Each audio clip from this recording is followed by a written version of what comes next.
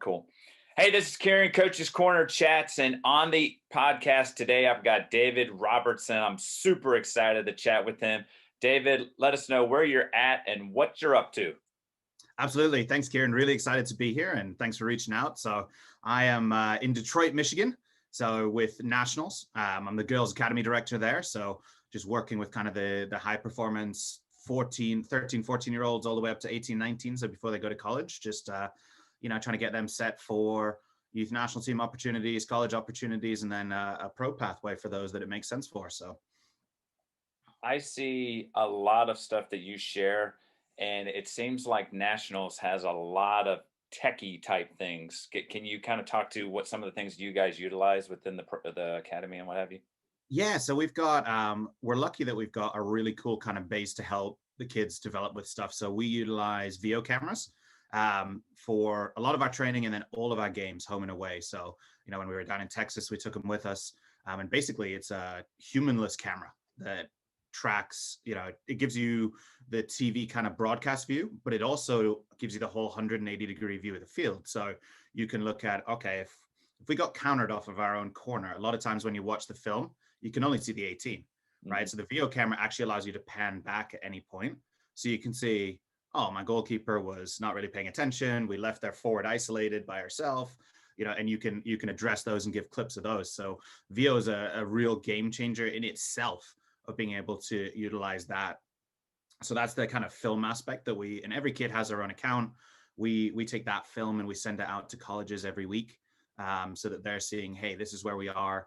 These are the kids that you're interested in. And the kids can actually all create their own clips and stuff like that and send it out really easily. So we utilize that. All our games are broken down by Instat, which is the soccer nerd's dream, because it gives, people like me that love all these rabbit holes you can go down, all the information that you can handle. But it gives us really good, relevant data for when you're watching the game back. And you can look at, okay, statistically, how are we doing, right? In terms of decision making, because a lot of times you can talk to your center backs about like pass completion rates, right? And they go, well, coach, I complete most of my passes. And then without having to sit there and count them all individually, Instat's able to tell us, okay, well, how many are actually forward passes, how many are sideways, and how many are backwards? So, if you're able to complete 95% of your sideways and backwards passes, but only 50% of your forward passes, now we know where the issue is, right? So that's how we can help create those kind of individual development plans for players and give them some specific objectives, right? Because if you critique them on their forward passing, sometimes just out of the blue, they'll now never pass forward again. And now you've killed how you want to play. Mm-hmm. So we utilize Instat for that. And all of the Division I colleges have access to Instat with a partnership they have. So they can look at our kids, youth national teams as well. So they get a lot of exposure via that. And then some of the little stuff we do is we use an app called Soccer Pulse, and it's basically a morning wellness check for them. So, obviously in the COVID time, it's been really helpful because it does the COVID screening for them. And any symptoms that pop up, we get alerted.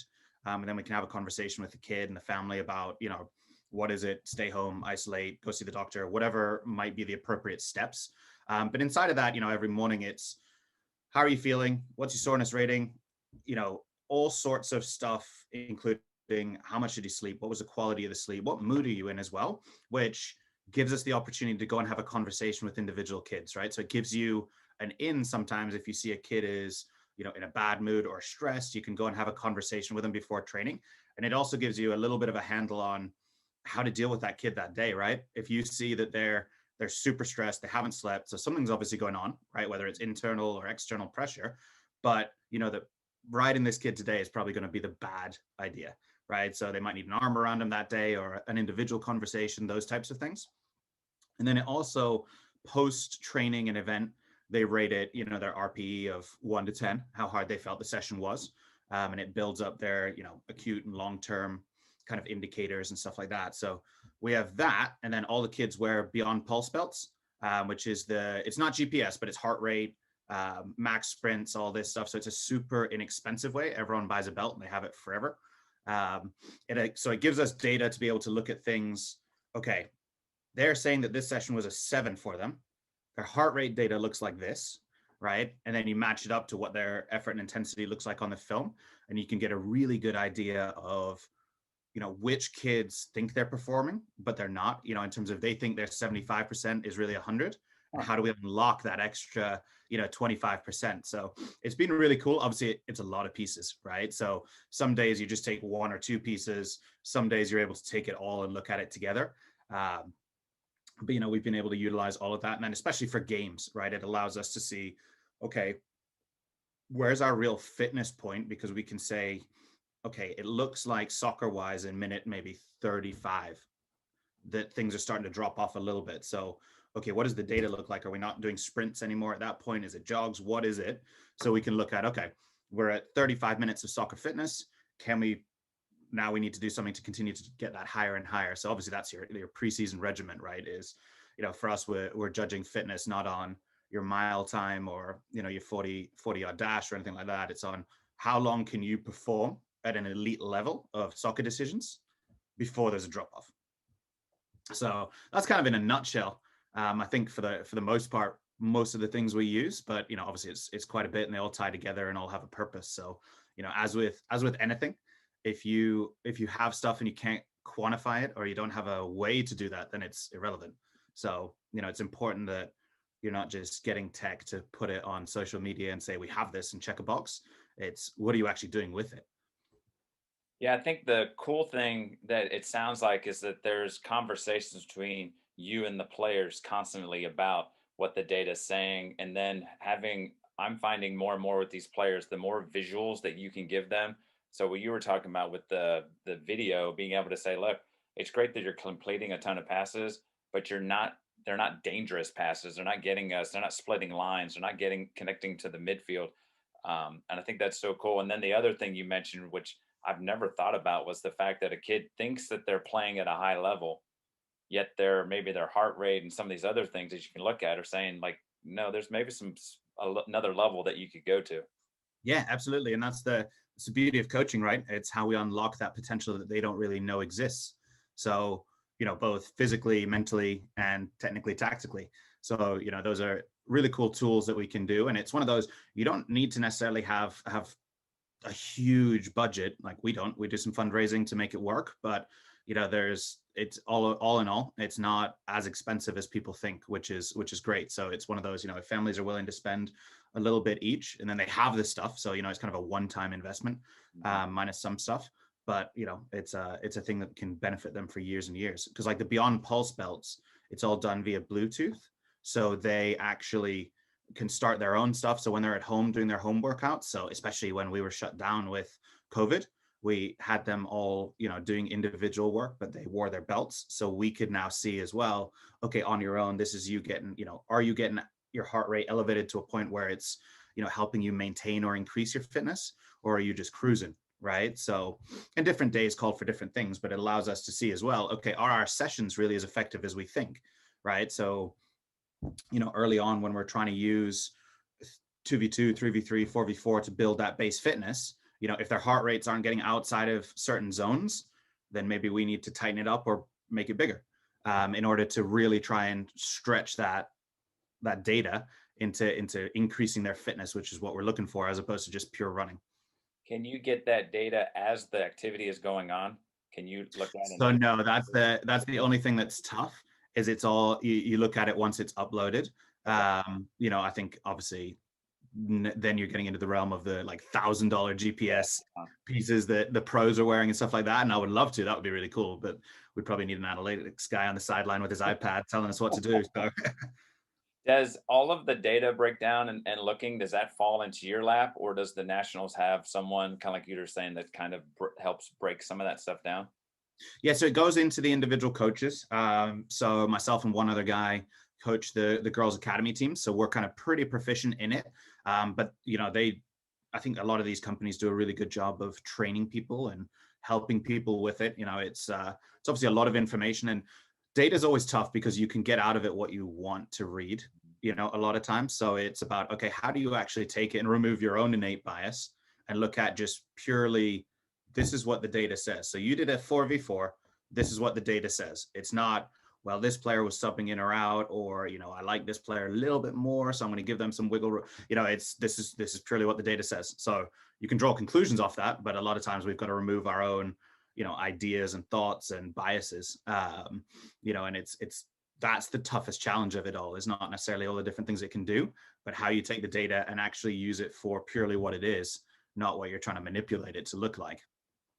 I know, because the one thing I know is that you coach at a high level, and I know when you went to the nationals, one of the things that I kept seeing was your utilization of all these technology type pieces, and it's kind of cool to hear how you use it. But like you even said, you mentioned coaching, the nuances of coaching. Like still, it comes down to I got to know my players, got to understand maybe some tactical or positional things that I have to do with them, and what have you. What was that one of the big reasons that you went to nationals? Was that what drew you to the club? Was that opportunity, or what was the thing that drew you to becoming a part of this? Yeah, so the technology is actually something I pretty much brought with me. They didn't really have any of that before, so that was, they're super excited about it. But for me, it was obviously been in Cincinnati for a long time. It spent 10 years at Cup and CDA and had a great experience, and we built something pretty special. And it was just kind of there were I'd had quite a few job offers that just I'd never gone looking for stuff. Things just kind of came in, and there were maybe a couple of clubs on there that you would go, all right, I would seriously entertain that, right? And nationals were one of them because they're kind of this, beacon in the youth landscape of doing things the right way, doing things at a really high level, obviously providing a playing opportunity for everybody from rec all the way up to elite performance all the way through. But the thing that I really loved about nationals is there's a super clear style of play from when they're little all the way to when they're about to move on to the next level, whatever that is. And it's very possession dominated. It's very, oriented to try and be like that peak Barcelona type era, of dominating the ball, dominating space, obviously with tweaks and things like that. But it's, that was really a big attraction is I always want to continue to learn and get better. And I felt like there were a lot of people here to continue to push me and hold me accountable and help me continue to develop, which is a big thing for me. I don't want to be 33 years old and done learning, because that's the day that it all ends for me, is the day that I can't learn anymore. So you just said you spent 10 years here in the Cincinnati area, and that's kind of how I connected with you and kind of followed you here and what have you. Where were you before that? Where did your soccer journey begin? Yeah, so originally, I know I've got kind of this hodgepodgey accent, but it was so both my parents are Scottish, and we lived in Europe for a while, and obviously when I was a kid, it's in the blood, in the DNA, right? So I think that's why when everybody asks me why I support Newcastle United, it's because you're born into it. There's no choice there. So you love it in good times, you love it in the bad times, and you suffer for a lot. But it's really, for those that haven't been to Europe, it's like, I think people are exaggerating, right? It really is the religion. You wear your club's pajamas when you go to bed. You wake up and that's the first thing you think about. You have the lunchbox when you go to school. I mean, it's what you look forward to. It's everything, right? So obviously then when we came over to America, it was soccer was just kind of well, it was here, but it wasn't, at the level it is today. So, obviously playing wise and supporting wise, and in Ohio, the only thing, it was the Crew and Chicago Fire. Those were the two closest teams, right? So you tried to support that, but it was a different level. And obviously MLS has come a long way in that time period, but that was the days before the development academy was here and everything. So it came over here, went to obviously school in Cincinnati, um, you know then got into coaching, and then it's just been a kind of upwards journey from there. So started coaching, got into it a little bit at the old Hammer Club before it kind of merged into King's Hammer. So I was there, had like a U8 boys third team while I was in college. It was funny. I think my parents knew I was going to be a coach before I did. When I was 16, my mum signed me up for the old E and F licenses. And I remember driving up to Dayton in the snow, to go to these. And it was in a gym, and I was the youngest person by probably 20 years there. At the time. So it was a lot of, dads trying to get themselves educated, and, we're obviously coaching their kids and things like that. So that was fun. So I had my E and my F license when I was 16. And then, I started coaching when I was 18, just with, these young boys teams, and it kind of developed and grew, and, was moved away, came back, coach a little bit, started on the girls side, then ended up at Cup, And then, was coaching everything from the CU levels, which is the silos. So worked a lot with that, worked with the juniors programs, worked with the kind of elite, the cup teams, and just kind of grew and grew. And then it ended up being the development academy. And, and then here we are in Detroit. So it's been a whirlwind. It's hard to think it's really been, seems like 3 or 4 years, but, obviously it's been 10, 11 years now. So So did the E and F course, did that kind of whet your appetite to like, dude, I want to go like you talked about earlier, I don't want to stop learning. So does that what was the impetus to go, I gotta go get my D and then my C and then work my way up to the A and what have you? yeah, it was, I've always loved learning. I didn't do that great in school because I didn't enjoy the actual application of it a lot of times. So I was one of those typical kids who if it was a ball on a wall, I'd be out there all day. The minute you said you've got this 2 hours of homework, that killed me. So, I've always had this like love of learning, and especially history and things like that. And then, obviously that was my mom used to always go mental because she said, if you like something, it's easy, right? You have a photographic memory on, Mhm. these obscure Premier League players that scored one goal and things like that, but ask you to study for this test and you can't do it. So not that that's the advice I would give the younger generation. Don't be like me in that, but it was a kind of a journey there, and it the first coaching course, it made me kind of look at things a little bit different. Like, oh, there's a little bit more to this, and it started to make you look at maybe when you watch games, starting to look at them a little bit differently. Like, okay, why is he doing that? That's not just what you do; it's why, right? So that started that, and I think then it was like, okay, I think coaching is something I'd like to do, and then. So when I was 18, I just randomly shot an email off and they said, yep, we've got a team for you, come on out on this day and you're starting. And I sort of went, oh, this is real now. Right. So luckily I had that little bit of stuff to fall back on, but it was cool because I'd had the little bit of a tweak that I think a lot of people don't get till later is, okay, obviously I've been a player, but how do I now switch into being a coach? So luckily I'd had the E and the F that kind of gave you that little bit of a buffer. So you could look at it a little bit differently. And it was a lot of fun and we had a lot of success and, I loved it. It was just it's the next best thing to playing. So, you feel all the emotions, especially when you're younger, right? And I then went and got my D and my C, and my B, right? So I actually had my B license by the time I was 23. And it was at that point then that I said, I probably got to slow down a little bit just in terms of, could have gone for the A year later. But it was one of those, you really need to gain more experience. And I think that's the thing that you hate to hear as a younger coach is that this is going to take time and experience. And you can't get it via reading a book or, you can gain knowledge, but you can't gain experience. Experience you can only get when you do. And you have to go through things that are difficult and you've got to go through things that are great. And you've got to, figure out how you become you. Because I think, especially as a young coach, you're always you're looking at the coaches you had, you're looking at the coaches around you, and you're going, I want to be that, I want to be that, I don't want to be that, I want to be that. And then it takes you a while to get to the point where it's, no, I'm going to be me, right? Because there's only one of me. And so I've got something unique. I see the game a little bit differently, or I might see it similar to that. So I'm going to take pieces of that, but I've got to make it my own. So I think that journey takes people, obviously varying years. It took me a while, so I was sitting there in theory as a 23-year-old B licensed coach going, feeling quite good about myself. And then that's really, I think the B license and on is when you start to, at least for me, because it was that age of 23, 24, where you start to go, hang on a minute, I'm now realizing how much I don't know. And that's when kind of the excitement builds again, because I've got so much more to learn.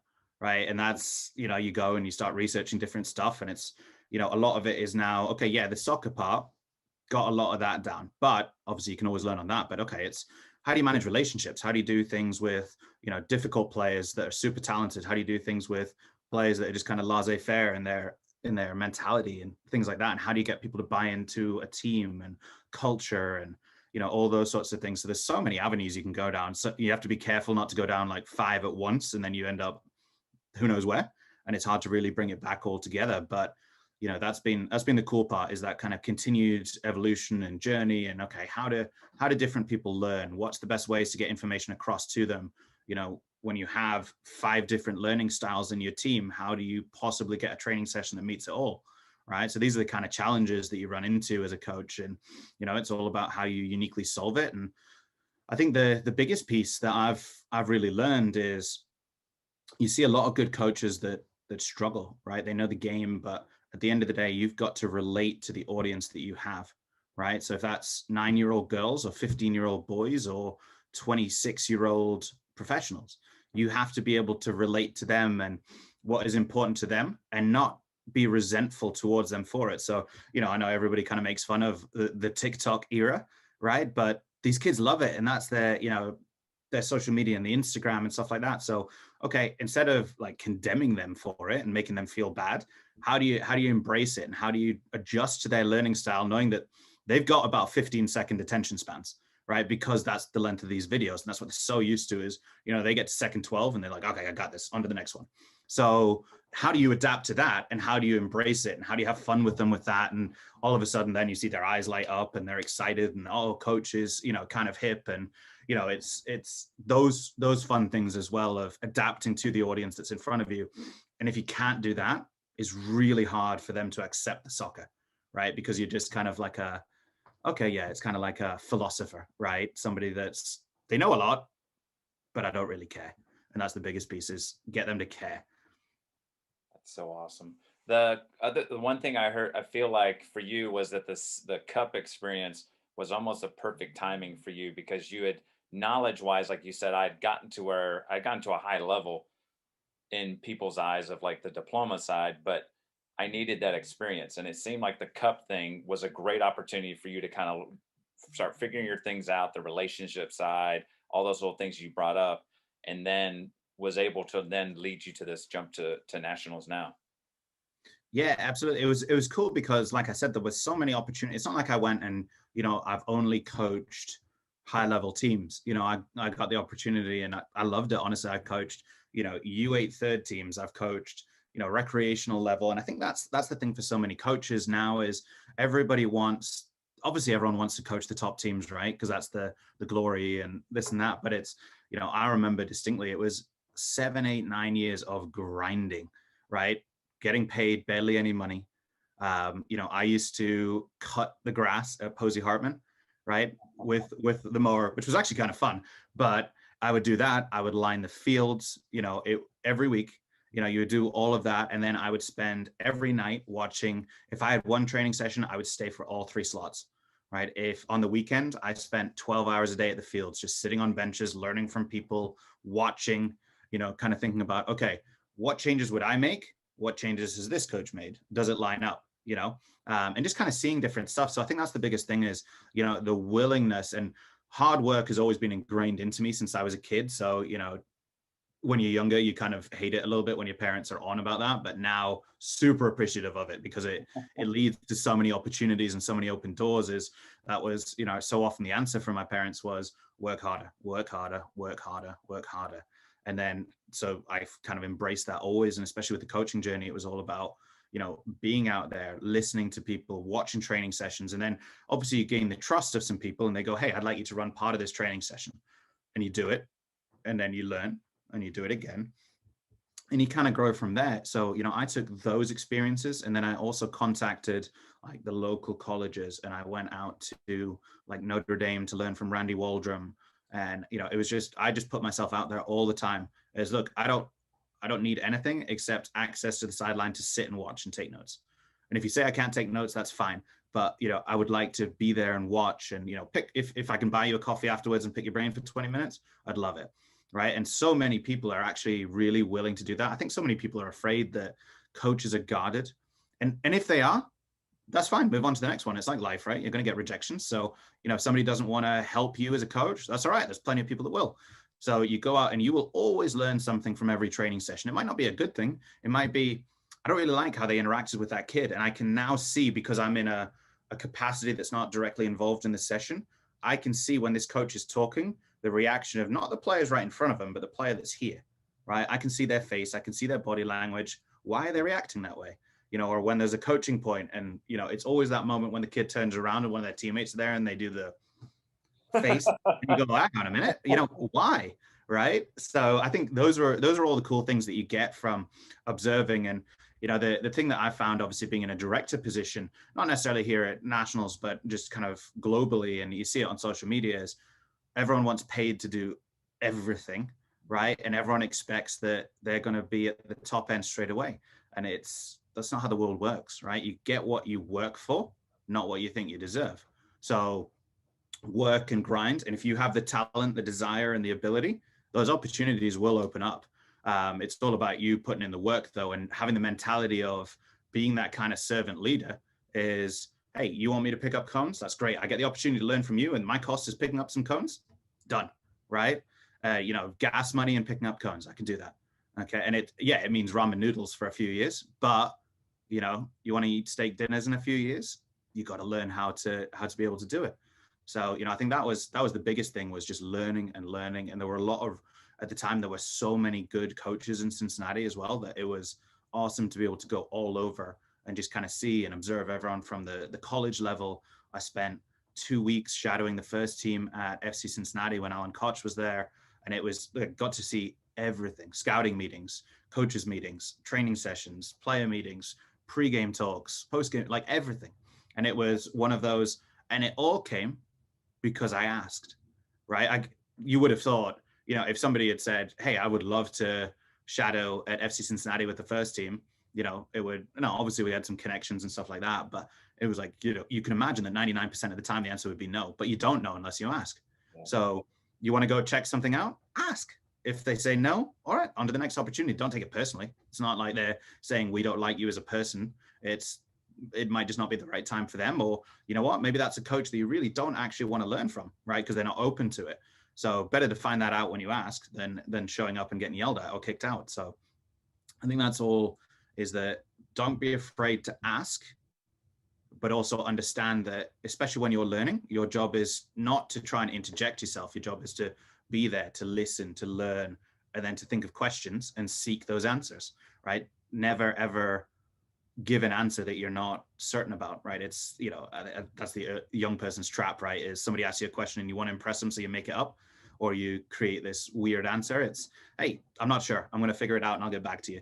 It's learning to do that and learning to be humble. And I think those are big key pieces that luckily I was able to have as part of my kind of education and growth in Cincinnati. Was there was just a lot of people to learn from, and I was, maybe arrogant enough that I was going to ask whoever. It didn't matter if you were a pro coach or a national team coach. I was going to ask. I want to be there. I want to learn.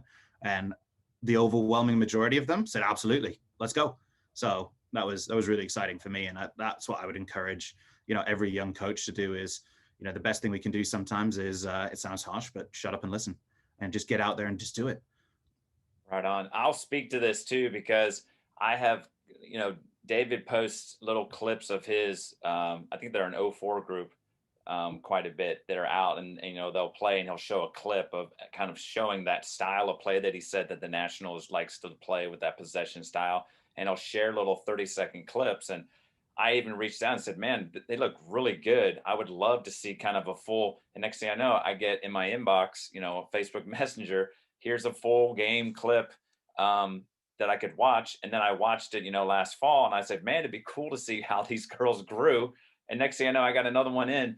And even when David was at the development academy with FC Cincinnati, I connected with him back and forth, and he even at those times said, hey, come on down, watch a training session whenever you want.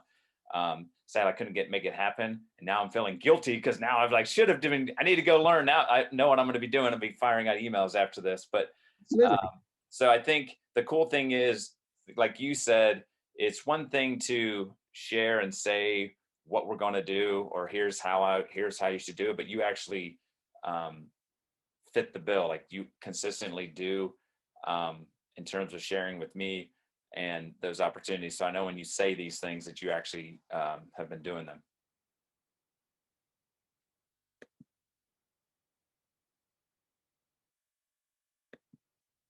Not sure if I like.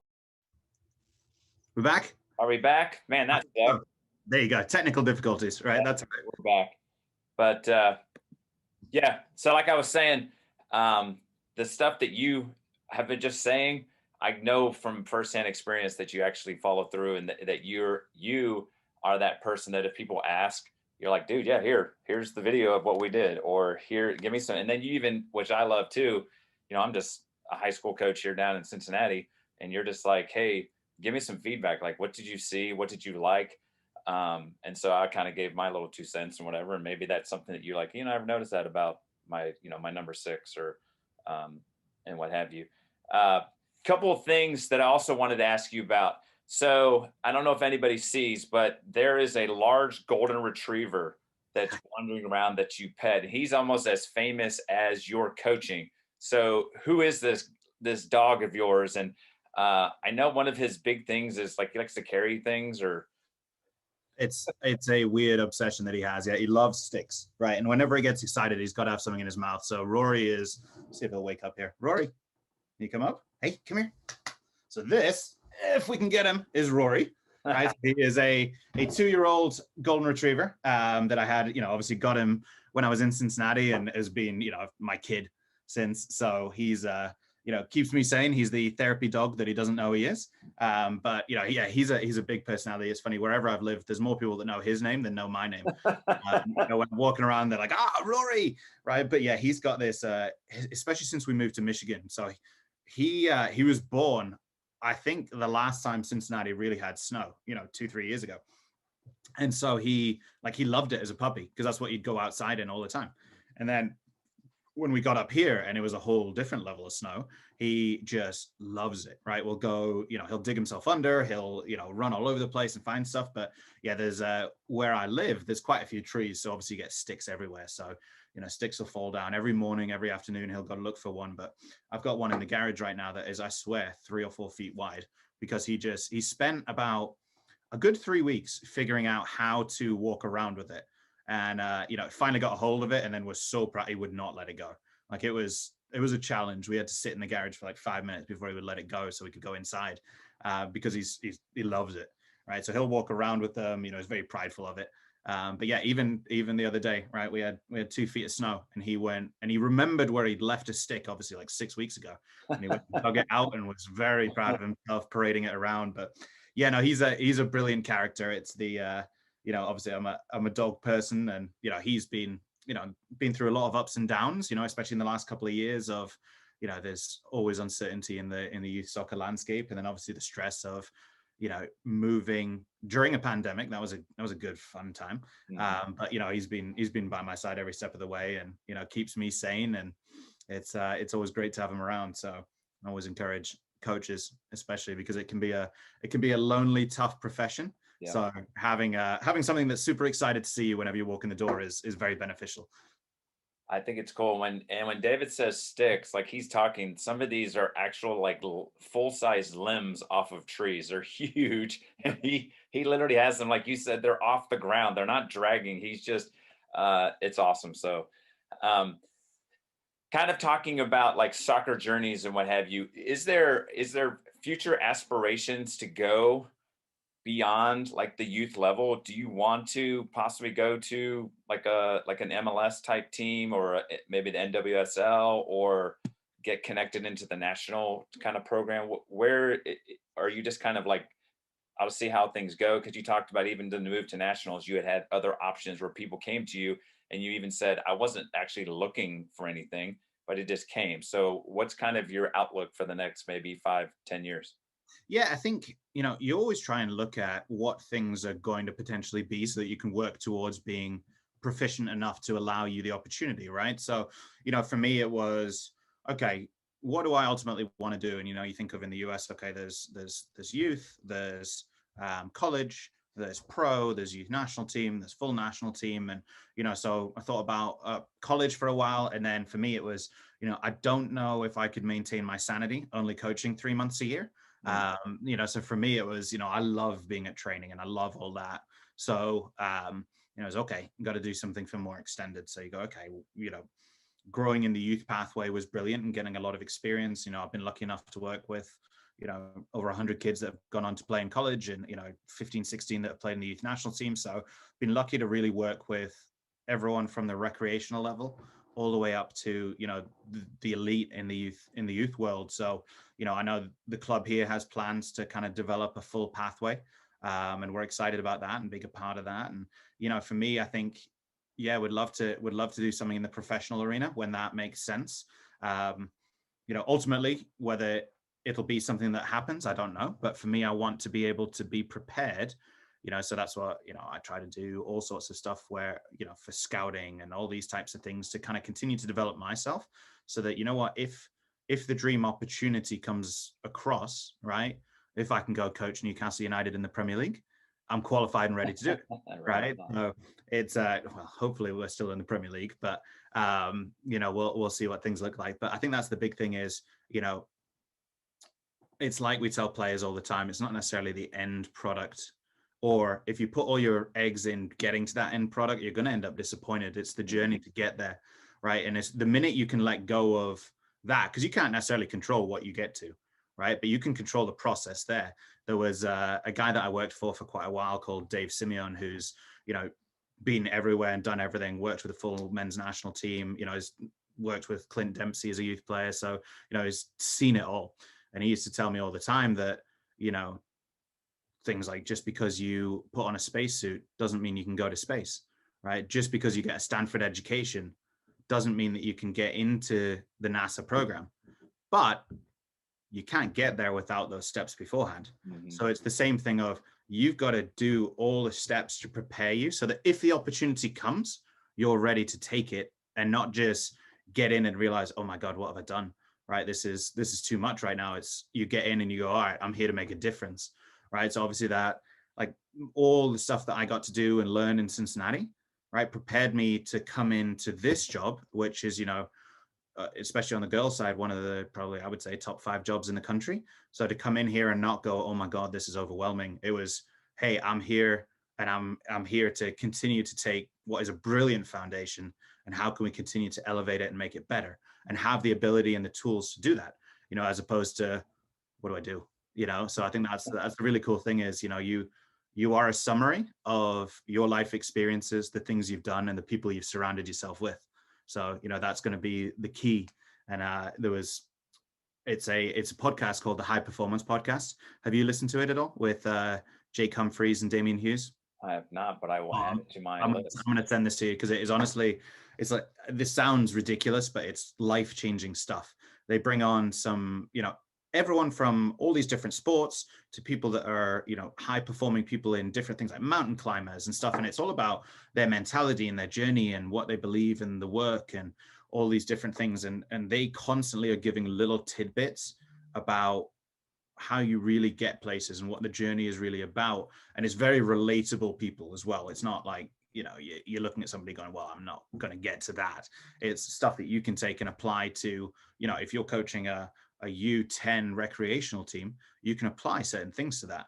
And I think that's like we talked about earlier, in terms of taking bits and pieces from everything, is that willingness and openness to go, okay, well, Casper Schmeichel said this, and the guy who climbed Everest said this.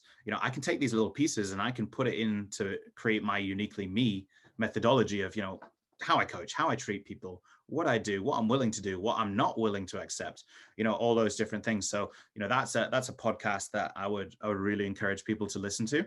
I think they're on like season 4 now. So there's a lot to binge, which is great.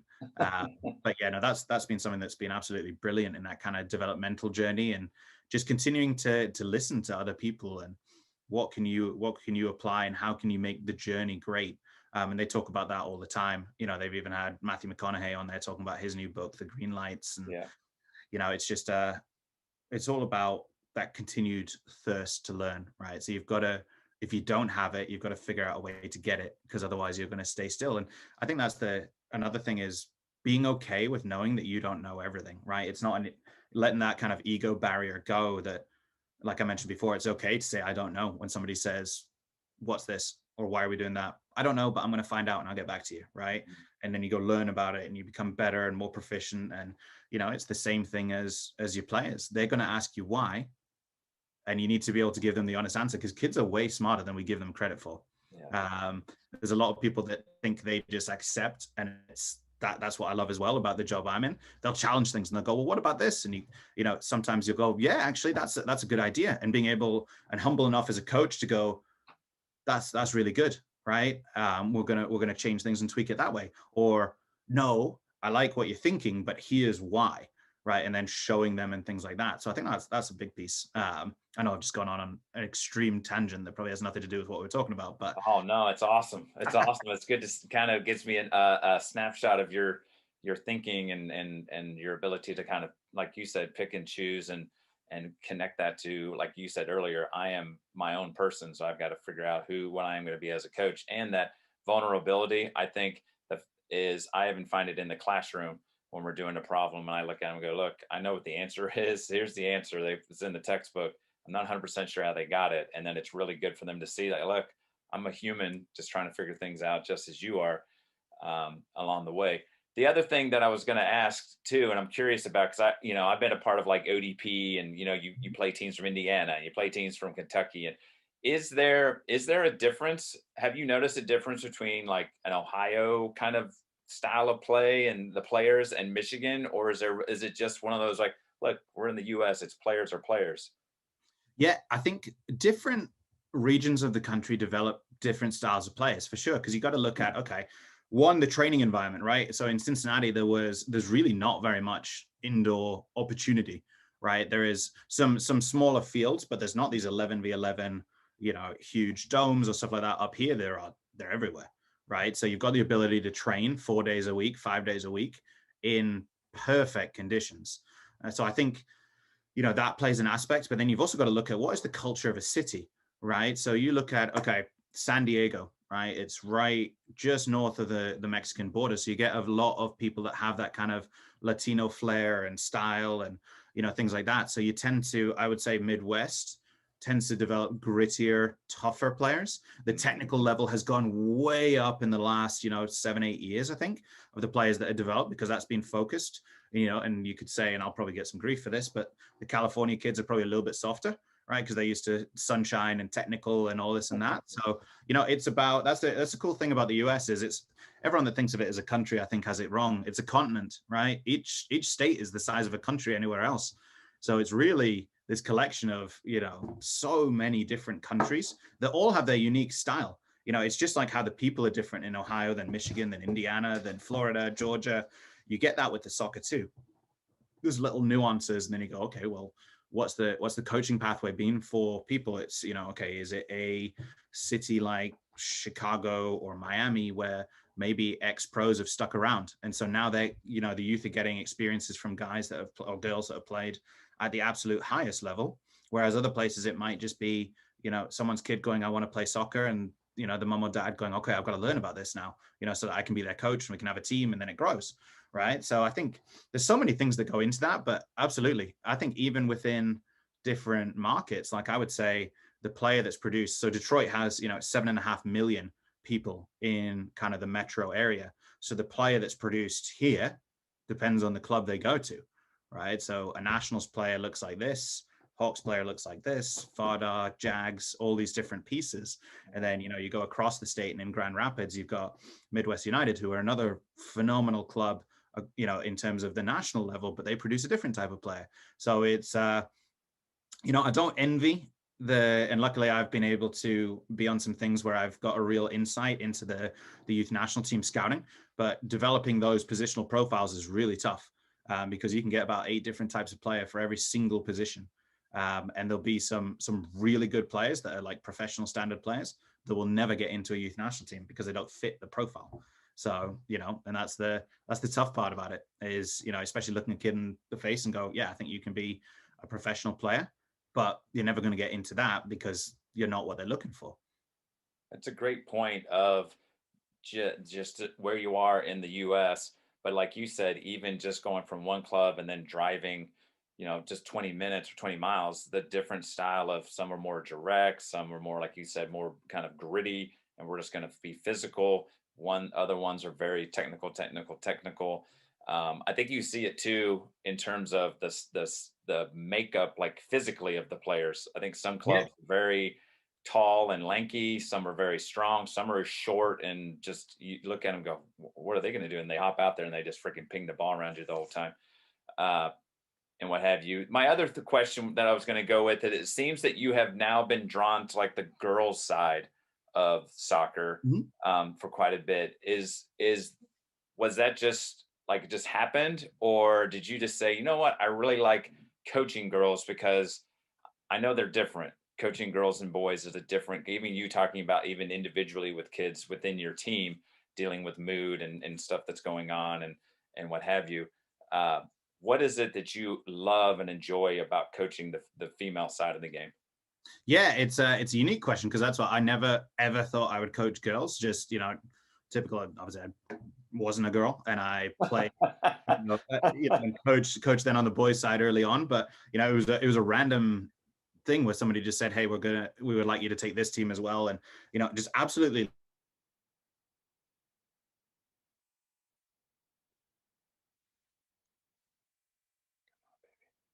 and they're so much fun. They have this kind of perpetual thirst to learn. So you're able to kind of really help them see different things, and they adopt it straight away, right? So they want to, and I think the girls' game has caught up so much because they're not treated differently, and there's differences in terms of where they are mentally, and how they need to be kind of a culture built around them and stuff. But I think we've very much adopted that, there's no lowered standards, there's no difference in terms of what you are because you're a girl. We're going to go play and we're going to treat you like a top boys team because for us inside of our environment, players are players, right? So we've got a lot of our girls will train with our top end boys teams as well. And they hang, and they play and they do stuff like that. So, there's definitely differences, but I think the girls now have really got after it. They're tough, right? They want to play good soccer. They want to learn, and I've really enjoyed the interactions with them because they're, I've been blessed to coach tremendous young women that it's exciting to watch. They're going to go on and do great things on and off the field. But I've really enjoyed that. Love coaching guys as well. But you get a lot more of the personality. You get, they really love the culture and the team building and things like that, which I've got a passion for. So for me, it's been fun kind of seeing that journey, and I've just kind of ended up going further and further into it, and couldn't really picture it differently at the minute. So Yeah, I think it's really cool how sometimes you kind of find your calling yeah, and it's funny, like you said, someone just said, "Hey, we have another team," and that just kind of was the spur to where you're at now, and you found that you can make such a major impact, and that your coaching style and vibe fits really well with what they're doing, and the fact that, like you said, it sounds like these girls are hungry to learn. I know just from seeing like a lot of these girls go on to the next level. And what have you. So I think it's a great environment for you to continue to learn. But it's nice to have, like you said, to not walk in like with deer in headlights. You said, like, I'm right, let's do this. Let's get you all to the next level. And then the cool thing is to have girls that sit there and come to you and say, what can I do to get better? And all that just is such an awesome vibe to be in the mix with. yeah, and it's cool because especially with like the technology of the film, they'll bring us clips now and say, give me feedback on this, or Hmm. did they make the right decision and did I react correctly off of that? So we're getting those kind of really intellectual deeper questions than just what can I do to get better. It's okay, I feel like I'm struggling in this situation.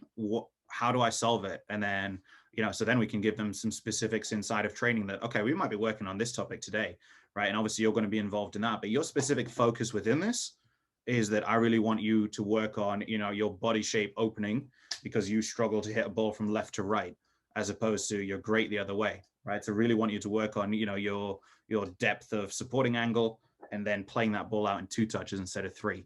So you can give them all these little variations now when you can get them to the point that they ask those specific things. And then what we'll do as well is we'll try to, with some of the players go, okay, I want you play similarly to, whoever it might be, a Tobin Heath. Okay, so I want you to watch some clips here that I'm going to pull for you of her. What do you notice about what she does in this situation?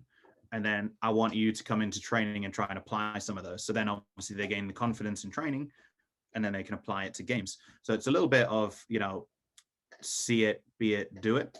Mhm. That you can take from the professional game and the college game, and bring it down here so that they can see it done. We always try to, within our style of play. And that's why I put a couple of videos up before. It was, Olympic Lyon and Arsenal and Barcelona, women playing. And that's exactly how we play. Right. So here's it being done at the sort of the perfect level, if you will. Right. And that's what we're working towards. And this is how you fit into it, with what you're trying to do. So, it's been a fun journey learning from the players as well, in terms of how they take feedback, and now how that's evolved. And that's been one of the really cool things that we had a lot in Cincinnati, and we're getting a lot here now. Obviously they can't go on visits to Division 1 because of the NCAA rules right now, but a lot of the college coaches have been blown away because they'll have a board up and they'll ask a tactical question, and our kids are, yeah, and then this and then that, and the college coaches are going, oh, okay, that's a different level of kid, because they can come in and film is not daunting to them. It's something they go, yeah, and they're confident in it now. And I always want my girls to go on and be prepared for the next level and whatever those demands might be, right? So training intensity, understanding of tactics, but also the confidence of a young woman to stand up and go, hey, I know the answer to that, right? And it doesn't matter that you're a freshman, right? And they're probably expecting the answer from seniors. You can stand up and give your opinion because you've been educated in it and empowered, and now you're confident, right? So that's the other big caveat is we develop phenomenal soccer players, but for us, we also want to develop phenomenal human beings that are confident, especially young women, right? Is we want them to, if soccer, we always want it to be part of your life, whether that means you're going to be a professional, play for the national team, or that means that you're going to play in the co-ed, indoor league, or when you have a son or daughter, you want to be their coach, or you just want to be a coach in general, right? So we try to create these coaching education opportunities for them, but we want to develop a lifelong love of the game, and then people that have this skill set and the confidence in themselves to not rely on, external opinions, so that, they're going to be a CEO and they're going to run an incredible company, and we're excited, and we've got, I tell you what, there's probably a kid right now in our 19s that I could see being president, right? She's going to go off to one of the military academies, and she's incredible, as a leader and as a person, and will make a great impact. And that's the thing is, okay, how do we help people like that realize their potential on and off the field, so that they define themselves not as, if you ask somebody, what are you, right? There's a really great video from 300 where the Spartans are coming up the hill, and they're getting met by the farmers and everybody that are coming to help them, and the leader says, who are you? And they go, well, I'm a farmer and I'm a potter and I'm a this and I'm a that. And then he turns around to his 300 Spartans and says, who are you? And they go, Spartans, and it's one of those, okay, are you defined as I am a soccer player, or I'm an incredible person that happens to be a great soccer player? And I think there is a massive difference that when your playing days end, if you haven't been able to realize that being an incredible player was a part of your experience, but not the whole thing, right? You have to be a great person. You've got to be somebody that, loves giving back and helping others and hard work and all this and that. But it's really hard to let go when that's your whole identity. So how do we help them mold it into, this is probably a massive, massive part of your life, and you're brilliant at it, but you're also brilliant at this, and you're really good at this, and you should be confident in your ability to do this. So this is how you're going to go change the world. Wow. That was awesome. Uh, I'm getting hyped. I'm like motivated now to go crush some stuff. Love it. Love it. Yeah. That was so, I think the cool thing for me is, as I followed you, I've always known that you're, like I said, you've done great things here in Cincinnati. I know you're doing great things there, and the stuff that you share, like soccer wise. And I think the cool thing for me is hearing like the full circle of things that goes into you're not just like, you crush the tactics and you crush the video and the data and all this type of stuff, but I've heard all this like relationship building, confidence building, making an impact beyond just the soccer field, that you aren't defined by what, this being a soccer player. And I think for me, that's so cool to hear, because I think, like you said, there's some coaches that are really like know their soccer, but they don't get it. They just don't connect, and their teams don't play at a great level. And then, of course, then off the field, they're not to the level that they could be. I think it's so cool to hear. And I'm sure this is across the board at nationals. I know it was the CU and the development academies and what have you. is that's something I think a lot of people are starting to realize, especially with going through the quarantine and pandemic, is that mental health side and all these little things. And I think you're hitting on so many of those, that full circle um, of things, and the stuff that you've shared has been so stinking awesome. I'm hyped to share this. If people want to check out and follow you and connect and what have you, what's some of the best ways to go about doing that? Yeah, absolutely. I changed my social media because I got so much abuse up here for having Cincinnati in it. So I finally caved. So on Twitter, it's at Coach DR7, and that's probably the easiest one. And then on Instagram, it's at David Robertson 2307. And then on Facebook, if you just search my name, it tends to pop up. So David Robertson. But yeah, I mean, that's the exciting. Anybody that has questions, wants to learn. Obviously, I put a bunch of content out there, but I also a ton of people will send me DMs or emails or texts and, ask, how do you do this? How do you do that? And I'm always happy to share, like you said earlier, if you want video of us training, if you want video of our games, no problem. I'll send it over, whatever. All I ask in return is tell me what you see, right? Because I love to see what other people see. And like you said, there is going to inevitably be something that I go, right? Mhm. Either I didn't think of that, or oh, that's how it looks to somebody that's not in training every day. That's not quite right. So how do I go and make sure it's better? With those things. So I think, that would be brilliant. And then just to continue to ramble here, I think you hit a point that made me think a little bit there just a second ago. And I heard this from somebody at a convention years and years ago. But as a coach, right, they said you should always be striving at the end of every training. You don't necessarily do it every training, but on average, you should be sending out 2 text messages after every session.